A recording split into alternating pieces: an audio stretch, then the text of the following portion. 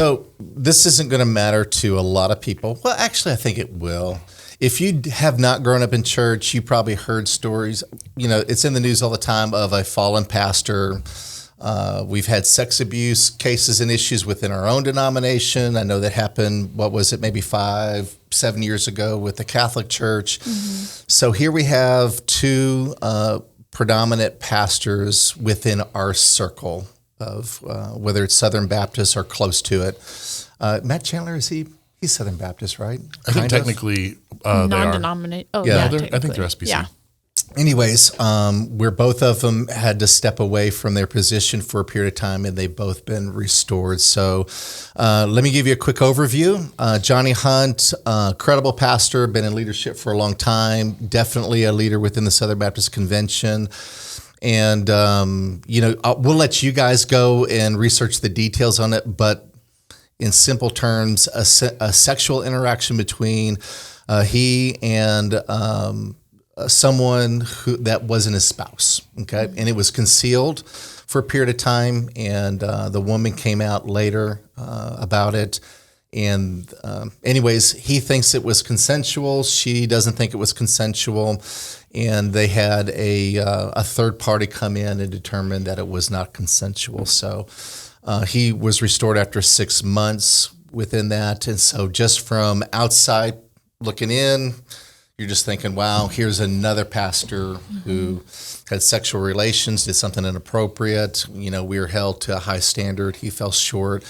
And within a 6-month period, he's being restored. So no matter how you look at it, whichever side you're on with that one, if you know the details of it, it doesn't look good at all. And there's some concern there. The other one's Matt Chandler. And with his situation, he had a friendship with a woman, and that's to our knowledge. He had a friendship with a woman. It wasn't sexual in any way. Neither one of them claimed that it was, but very, very frequent and very familiar, comfortable conversations between them on, I think it was on Facebook, like direct messaging one another. Instagram. Some joke, Yeah, Instagram, it was on Instagram. Joking around, stuff like that. And evidently maybe a friend of the woman confronted Matt one Sunday. He went directly to his elders, which I commend him for. And from what I understand, there was nothing beyond that, which it is concerning if a pastor has a close relationship with someone of the opposite sex, and it appears to be way too familiar, crosses some boundaries there. And so he went with that situation to the elders, and later they all decided that it would be good for him to step away because of stress and everything going on, he was not showing wisdom, and he recognized that. His wife knew about the friendship and everything. Anyways, it doesn't seem like it has the same boundaries weren't crossed. It seems to be a little bit more nuanced in that way. But he came back after 3 months, and the article that we'll post that goes along with this is Matt Chandler receives standing ovation upon return to the pulpit. And some people just think, really? Standing ovation for maybe an inappropriate friendship with somebody? And so anyways, I wanted to talk about this probably more than you guys did because I think it's really important in an age. You just look at what we've gone through over the last several years where accusations, whether it's politically, whether it's just, what would you call it, politically correct, everyone's kind of very concerned with how do we speak and what do we say, when do we cross the line, when do we not cross the line. And I just think we're living in a season where there is a lack of forgiveness. We're not trying to understand someone on the other side of the aisle, whether it's politically, religious, whatever it is. And I just think we have an opportunity as a church to show healthy examples of forgiveness and restoration in a day and age where that is not being shown. And sometimes it's Christians not being very, charitable to people on the opposite side. And then we see that in political realm as well. And so my first question to you guys, as familiar as you are with these two situations, and it may not be that familiar, but just upon reading the articles, how do you feel about these two examples of restoration? What are you comfortable with? What's unsettling? Do you think there are good examples or bad examples of restoration? This one's hard for me. And I have the personality where like, I want to see every message sent, I want to see everything so I can really decide for myself. I know there's even been a lot of, I'm going to say false information in the way that media has shared both of these stories. Just like different headlines that are kind of bait click headlines, but that's not accurate information. And so even the journalism hasn't been thorough, I would say, for either of these stories. I think that there's a lot of people who would love to see, conservative evangelical Christianity have a black eye. Oh, for sure. And in some way, this is a black eye, and so, it's hard because there's a consequence for every action, right? Mm-hmm. And we know the consequence for sin is a big deal. And especially like you are called to a higher standard as a pastor. I have some trouble with the way that probably the congregation dealt with Matt Chandler returning. The standing ovation seemed a little much for me, but I'm also thinking, if that happened to a pastor that I loved and just really, really cared for and trusted their leadership, I would be over the top thrilled that I felt like they had been restored. Yeah. And I have to put it into my own perspective of like, do I feel the same way about somebody who doesn't work in the church? So if there's a politician who has kind of a messed up, is paying the consequences of their actions, do I feel the same excitement for them being restored as I do for a pastor? And that's probably a gut check for me because I don't know that I can say that. Mm-hmm. So I probably put a little more emphasis on a pastor being restored as well. And so I don't know. It's hard. Is one I feel like I just go around in circles and for sure. I don't end on anything. Mm-hmm. For sure. Yep. You said, Allie, the media not covering it well. Like we get those of us that are in Southern Baptist churches, especially, or maybe those of you that are out to get Southern Baptist churches. Earlier this year, I think this was 2022, right? We were talking about what we forgot.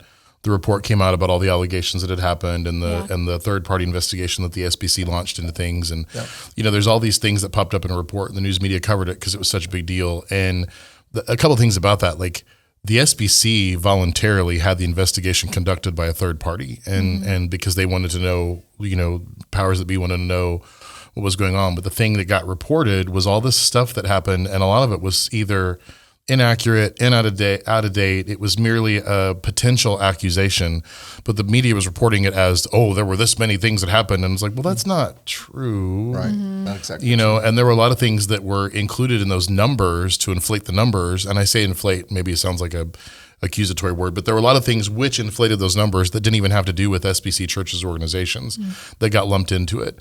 And so, but looking at these two stories, and I'll admit I was apprehensive to talk about this just because of the reality, and my boss is currently going through a book with someone, and we were just talking about this about, there's not an option for candor when it comes to staff members, pastors in a church, because you can't.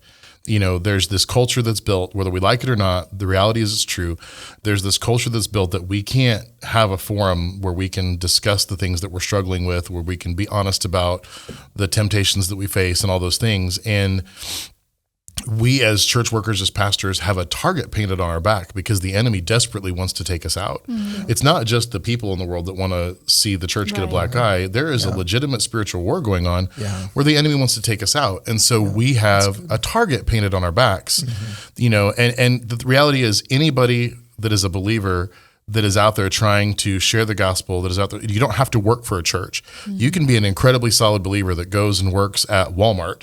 And if you are trying to do what the Lord wants, you have a target painted on your back. Mm-hmm. And it's we're so quick in church to dismiss, to disparage, to, say, oh, you messed up, you're out, and it's, so for me, the stories are on one side great because as a person who's been in ministry for a long time now, excuse me, and as a person who has a lot of friends in ministry just by the nature of that, ranging anywhere from a custodian all the way to a senior pastor, we've seen a lot of these accusations that have occurred this year, and we've seen a lot of people whose character and integrity was just obliterated because of what had occurred. And I am not justifying or defending anyone's actions. Okay. Right. But as a person who's in ministry and with a lot of friends in ministry and a staff that I work on of people that are in ministry, I would absolutely hope that if a mistake was made, it wouldn't permanently disqualify someone from being able to serve. Yeah. And I know that there's different varying consequences related to whatever might have happened, but I hope that restoration can happen. Restoration is biblical, and I hope that it can happen. I think these two stories, Alan, that you sent us have very polar opposite outcomes, on the Johnny Hunt side of things, the article reads that there was a credible accusation. Okay. And if you've studied it, you know it's there. We're not going to talk about that. But then the way he was restored was, hey, I've got these buddies of mine that are going to gather around me, and then, hey, magically I'm restored. Yay. And there's not transparency there. Yeah. And so that one kind of disturbs me. And it was also somewhat hidden. Yes. It wasn't like it came to the surface. It was because of the accusation from the woman that it came out. He didn't bring it to the surface. And I think that's a really big key in a lot of this. And like with Chandler, there's so much bizarre about his whole scenario, because it's like he had a friendship with a woman and he didn't think there's anything wrong with it. She didn't think there's anything wrong with it. His wife didn't. Her husband didn't. Yeah. Nobody did except for a bystander over here. And it's like, well, what? But kudos to Matt for saying, hey, you know what? If there's question, I'm absolutely going to submit to you because you are the authority over me. How many pastors, even though they say, oh, well, I report to this board or the chairman of the deacons or personnel, really don't, and they're not actually going to do what comes up. But kudos to Chandler. But you're right. It's kind of like a standing ovation upon returning. Well, I don't know. I don't know how I feel about that.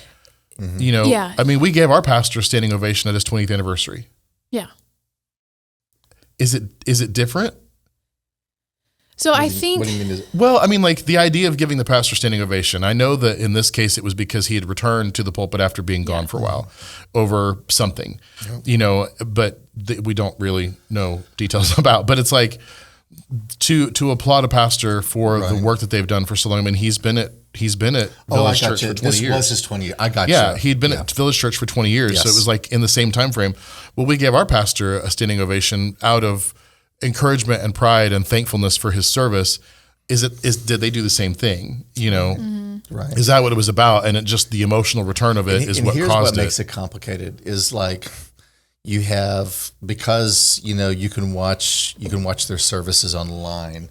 You have an outside audience watching a church family go through a process without us going through the process, and it wasn't like the clapping, the standing ovation was choreographed.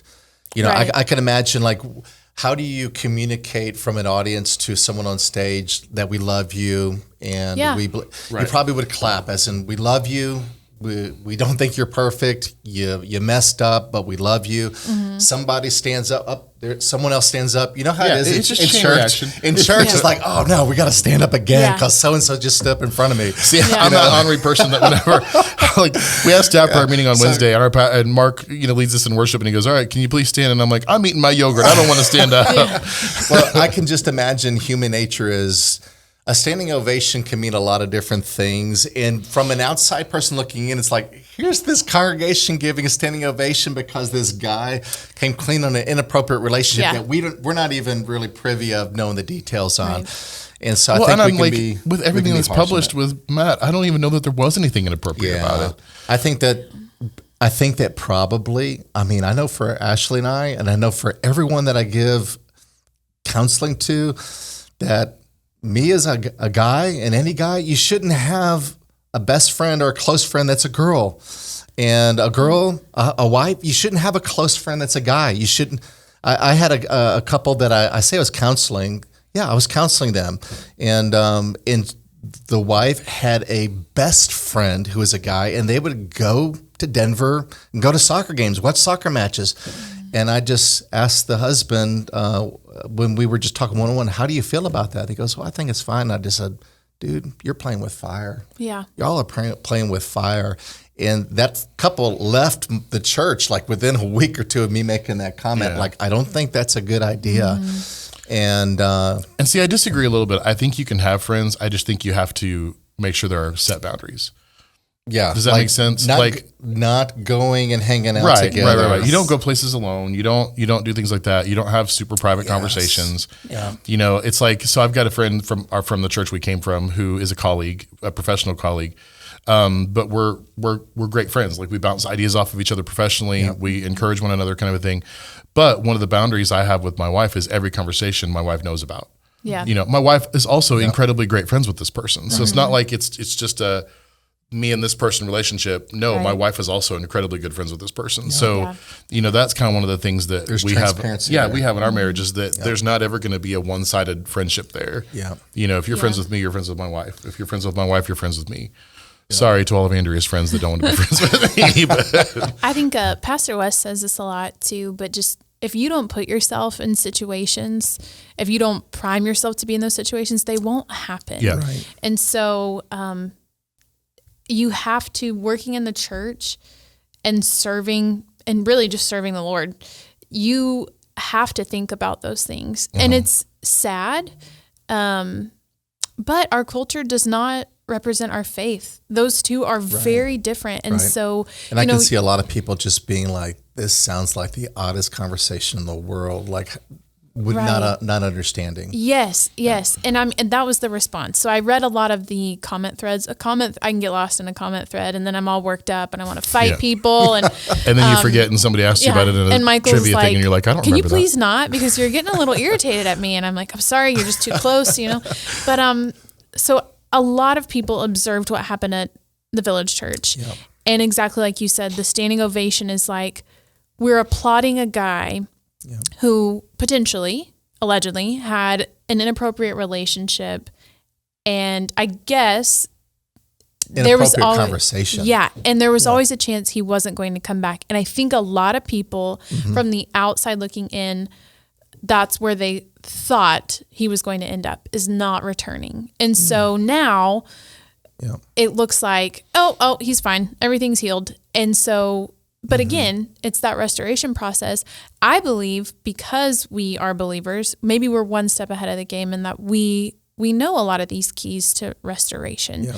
And if you are not a believer, you don't understand what the Bible says, and you don't have a relationship with the Lord in which to be restored. And so I do feel like the restoration process can happen quicker, you know, maybe Yeah. coming from this side of things. Yeah. But And not that you can't understand restoration as a non-believer, but Right. I do think that we desire that maybe so much more. Like in marriage, in marriages where someone's unfaithful, you know, as long as both parties are wanting that, we want to see restoration. We want to see forgiveness. We want to see something broken come back together again, Yeah. right? Because that's what Christ has done for us. We are Right. the ultimate sinner. We're the ultimate one that broke a relationship. We're the one that we were unfaithful to God, who created us, to love us, to have a relationship with us. And so, like you said, we have those examples. And so here we have it. It's complicated, and we have we are part of the crowd on the outside looking in. And so it's hard for us to really have strong opinions when we don't know the details. But I do think we can safely say that with Johnny Hunt in that situation, it is different than Matt Chandler's situation. We would hope that both pastors and both churches had real accountability that's been set up, and real teams that are Actually keeping engaging. and trying to help that person heal. And what I don't know is does forgiveness always mean restoration? You know, Johnny Hunt or a pastor can be forgiven by a church and maybe even not have to step away from serving that church, but do they go back into that senior pastor role? Or if they do, 6 months seems awfully quick for having a sexual relationship with Yeah. another woman and not really coming clean with it. You know, I've heard some people just say, well, it was mutual. Well, it doesn't matter. He made a bad still- decision. yeah. And it was, you know, he was a part of that. And so therefore, restoration to that role. I don't know. It's hard. Yeah, Yeah. it's a hard decision. And Ali, you said something a minute ago about how our culture related to like restoration and all that kind of stuff. One of my favorite passages is Galatians 6, and it talks about this. And like I've done lots and lots of things about Galatians 6:2, bear one another's burdens, and in this way you fulfill the law of Christ.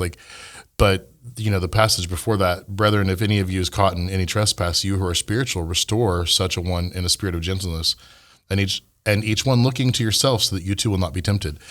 That's in the Bible, right? So that has nothing to do with our current culture. It was a reality then too, that it's easy to get caught up in that, when you're trying to help someone do whatever. But, the fact of the matter is, the verse I first read, which is Galatians 6:2, bear one another's burdens. That statement alone has so much to unpack, right? Because bear one another's, not, hey, you who are perfect, bear the imperfect's burdens.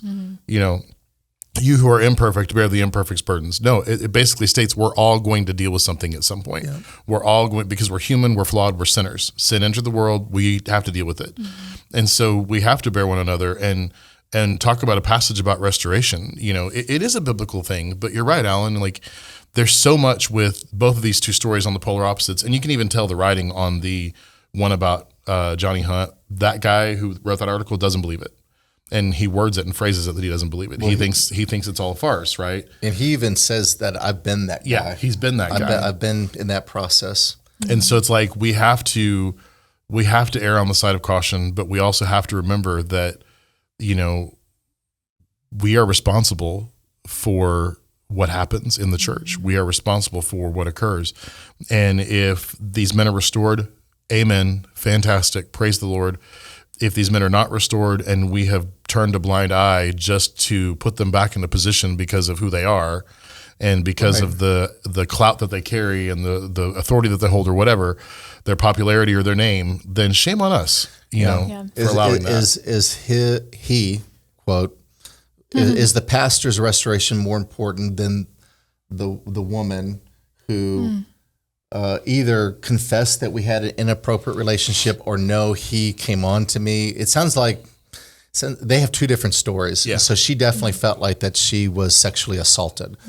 And the third party made the decision after looking into it that that's what happened. Yeah. So I'm going to go with the third party in the way that I feel right now. It's like, I feel like that the people that are involved in that process put his restoration before her. And so I'm not comfortable with it. And that's just my opinion. I'm not stating this on behalf of First Baptist Rogers. I'm just stating I'm not comfortable with that. And he can be forgiven.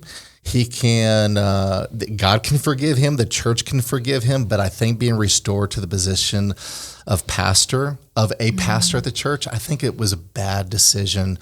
And I don't think anyone... I don't think it's helpful for anyone. I don't even think it's helpful for Johnny Hunt, to be honest. Yeah. I don't think it's helpful for him. And it takes nothing away that he has been an incredible pastor, a great leader. He made a mistake. He's human, but forgiveness doesn't mean restoration all the time. I agree. It just means forgiveness. Yeah. And you can take that into so many different areas, to where if a woman is either sexually assaulted or, let's just say, your colleagues at work and a man either makes a sexual encounter, tries something on a woman, she can later forgive him, but she's not going to trust being around him alone. Yeah. Right. And she's not going to restore that relationship. She's wise, and so, but we can forgive. Yeah. And so that's where I fall on those two. And those of you listening, you may disagree. You may have more information that I don't. I don't pretend I know everything, but that's what I do know, and that's why I'm uncomfortable with it. So my question, maybe in closing our conversation, is, what does restoration look like if we as a church? Let's just take the example of Johnny Hunt, okay, and that's the extreme. Let's take the extreme. What does restoration look like that's healthy and that's good for Johnny, for Dr. Hunt or for Johnny Hunt? We call him Johnny Hunt in Southern Baptist circles because we all feel like that we've known him, we've heard him speak or whatever. So it's personal to a lot of us that respect what he's done. But what's fair to him and healthy for him, for the church, for that woman and any other potential woman that may have a story, right? Yeah. So what do you think, Allie? Well, one thing I'm trying to teach myself, because I have a lot of friends who are falling into this realm, is learning to be sensitive to those who have been hurt by the church. And I think a lot of church hurt can come from situations like this. Yeah. And I think sometimes it's because the person is hurt by the way the church handled something. Mm-hmm. So I could even see this affecting his congregation.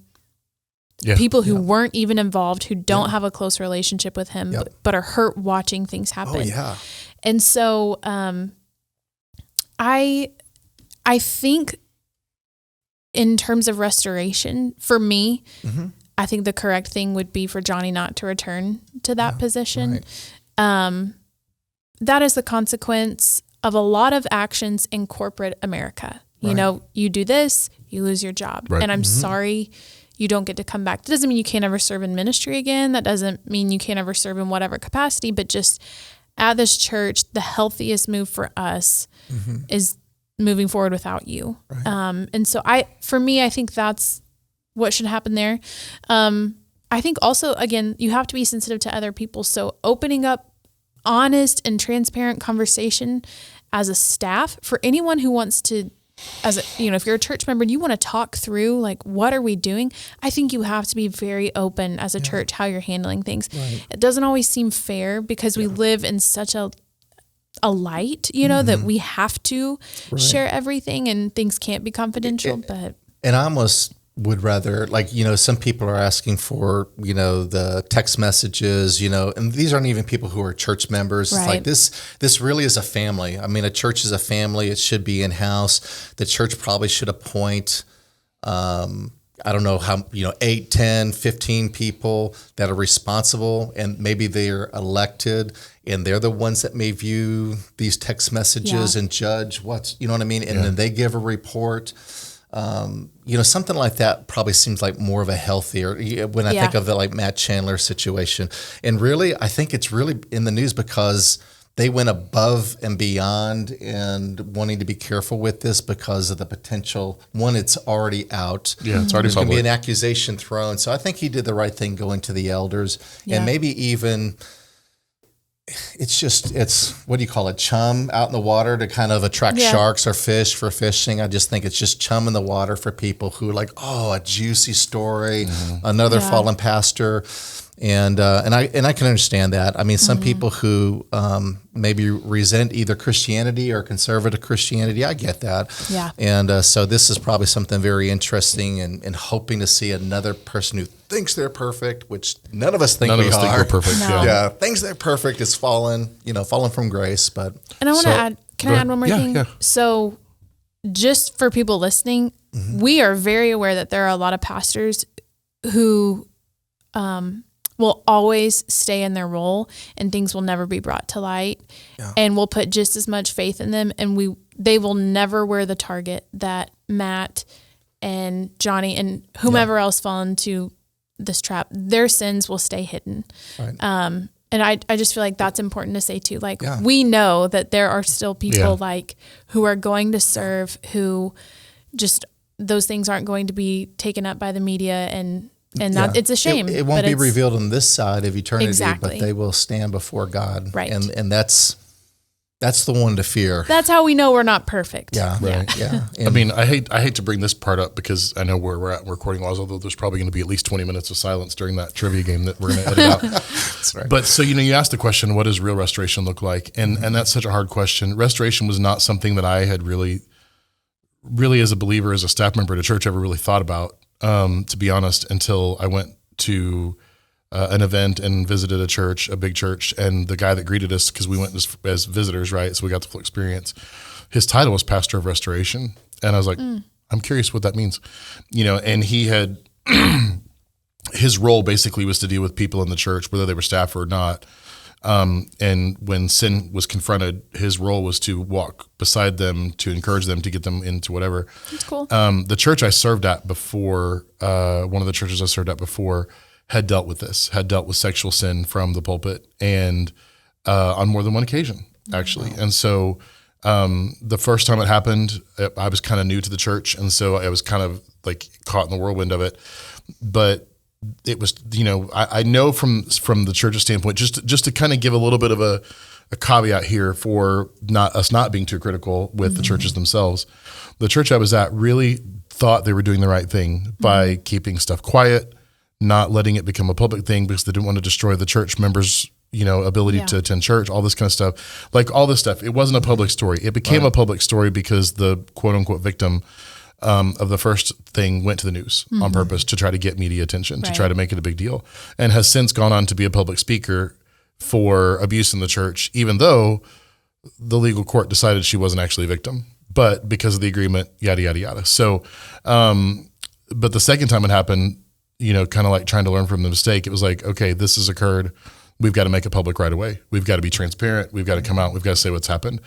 And so, the first time I wasn't really super involved in it. I remember being in the closed business meetings and all that kind of stuff where they revealed the investigatory evidence that said this is how it's being determined. There's no guilt here in the form that is being accused. There's still guilt of sin, but not in the assault thing.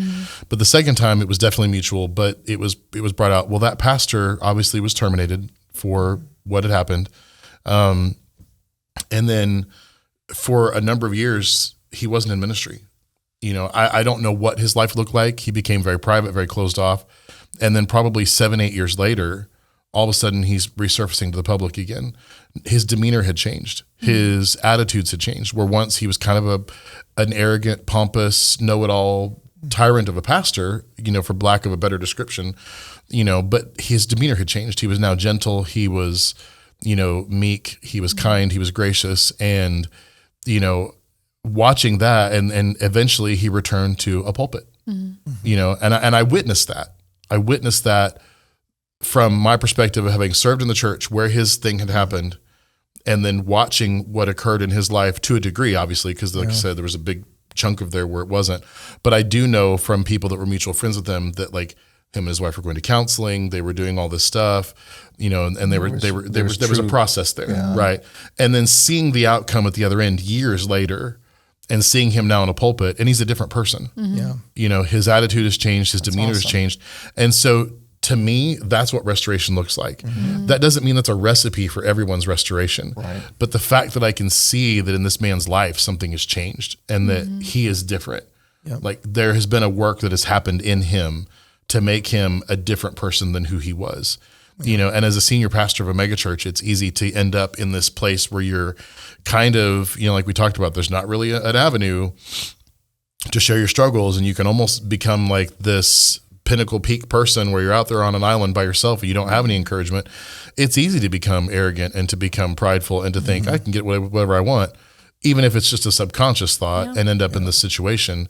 And, and I think that's what happened at my last church. And yet, like I said, for me, that restoration is visible. It's evident. And I'll be honest with you, when it happened, when everything originally went down, I would have been the first person to tell you he should never serve in a church again. He should never serve in a church again. He's a terrible human being. He's a terrible person. He's made terrible decisions. And this is just the icing on the cake. I mean, like that was my attitude of him. That was my perspective of him. And now, like I've learned that's not the truth. I was wrong for thinking that about him, but that's what restoration to me looks like. There's been an evident change in his life. And so in a sense, I've kind of seen, again, the Matt Chandler thing is a little weird because there's not a lot of detail there, but I've seen both sides of the spectrum of what we've talked about today. Hey, we're going to get our group of buddies around and try to figure out how to protect the pastor and the church and make this go away. Right. Because the church thought that was the right thing to do. And then I've also seen the full transparency, man removed, and restoration happened. I've seen both. And so to me, it's like restoration is knowing and understanding and seeing a change. And so it's hard for me to make a judgment about these two specific stories. I kind of tend to lean with you, on the Johnny thing, but on the Matt thing, I don't feel like I can make a judgment because there's just not enough there. Yeah, we can't. I mean, it's like these are two examples, but we're not there. We're not on those teams. We're not in it. And so I think every case is going to be unique. We can't say here's here's a list, boom, boom, boom. This Right. is what it ought to look like.